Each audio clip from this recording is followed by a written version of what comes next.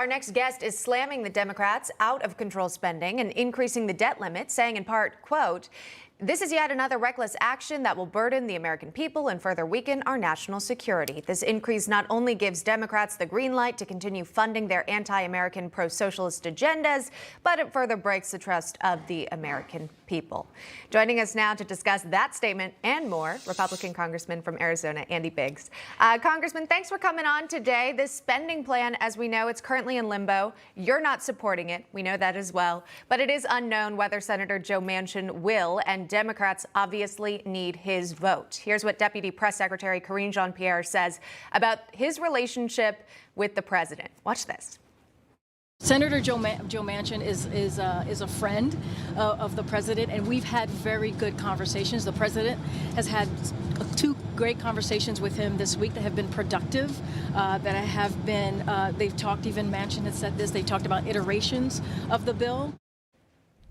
Okay, kind of leaving things up in the air. Do you think we're going to see an agreement reached, and how do you think it could impact our country? Well, if you're going to see an agreement, if they come together on something that Manchin can support, you will see that probably after Christmas would be my guess.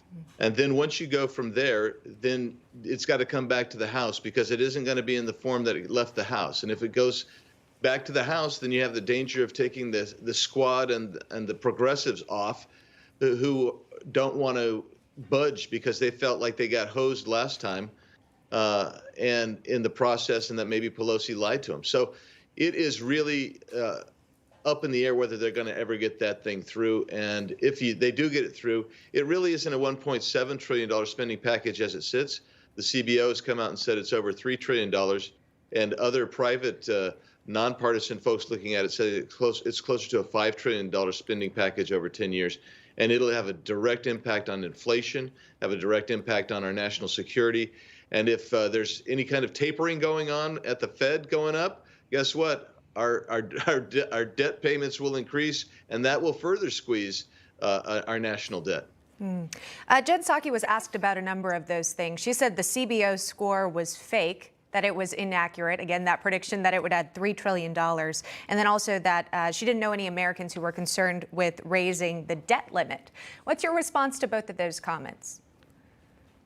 Well, when you work in the White House every day and you talk to the president and you're trying to put together the talkers, of course you're going to say that kind of garbage. But if you do like I did, I had to tell a town hall with hundreds and hundreds of people last night in my own district. They are concerned about the spending of the federal government because they see a direct tie with everything from inflation to how we fund our military, whether we're going to take care of the proper role of government, things that are necessary. And at the same time, you see hiring, for instance, 80,000 IRS agents to come after ordinary Americans. They are concerned. They know it's real. They feel the inflation that the Biden team doesn't feel, and they are concerned about federal spending. Let's talk about another headline coming out of Congress here. The House voting to refer Mark Meadows to the DOJ on contempt of Congress charges. Talk to me about that decision. And before you do, Mark Meadows actually joined Grant Stinchfield on Newsmax. Here's what he had to say about that vote. This is not about Mark Meadows. Yeah, tonight's vote on contempt, criminal contempt, will have Mark Meadows' name on it. But this is not about me. It's about our country, and it's about a January 6th commission that has used the power of Congress in a way that should scare every American. Congressman, how are you viewing that vote? Yeah, I said it on the floor, and I stick by it, that this is really not about Meadows. It's not about Bannon. It's not about criminal contempt. What this is about is they want to put Trump back into the center, and because they hate him so much, and they want to also then attack people who support him.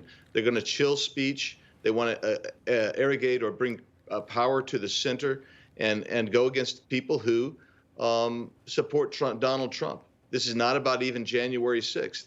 When they start talking about some of the things that were going on in the debate, and I won't get into it unless you want to, but it is an expansion. So almost everybody on the Democrat side talked briefly about Mark Meadows, but they spent their whole time trashing Donald Trump because they have no policies that are working, and they need to distract the American people further and take them back to January 6th and Donald Trump.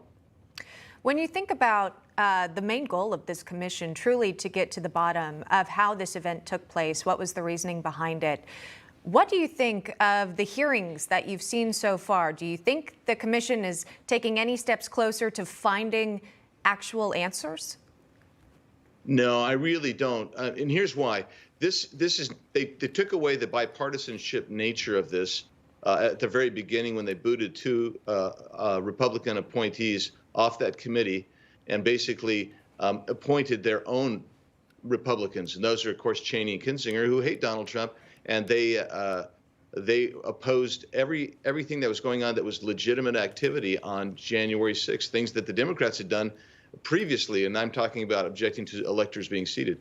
That's a normal process, and they objected to that. Then you look at Adam Schiff and what he did.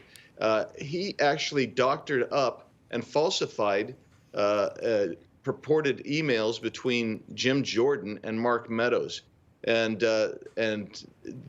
he's admitted it. The committee's now admitted that he lied. So that's par for the course. They don't care about the truth. They care about a partisan narrative. You know, we've seen text messages emerge from a number of people, an unknown Congress member, Fox News hosts as well. Are there additional communications that you would like to see made public to maybe get just a bit more information as to, again, how this riot took place? Yeah, absolutely. I think I would like all the videotape, you know, all the hours of videotape, but that should be released to the public. I would like to know what was going on between FBI and their informants, which we now have pretty strong indications of were part of organizing some of the rioters that day. So there will be communications. We'd like to see those. We'd like to see Nancy Pelosi's communications with everybody from the National Guard to the rejection of the use of the National Guard to the Capitol Police Chief, the Metro Police Chief, all of those communications, because Nancy Pelosi's not going to even be targeted here. She's not going to be brought in. And we'd like to know what she knew, what she did to escalate the situation as well. Okay. Again, that's your own request there. We'll wait and see what happens next, what they decide to do, the members who are serving on the Jan 6 committee. Congressman Andy Biggs joining us on the program. Thank you, Congressman, for taking the time. Thank you. Merry Christmas to you. You too. Hey, I'm Rob Finnerty. Thanks for watching. If you enjoyed this video, please join the conversation in the comments below. Don't forget to subscribe, too. Hit the bell icon to be alerted to breaking news. And remember, there's a whole lot more on Newsmax TV, America's fastest growing cable news network. Newsmax TV, where real news for real people.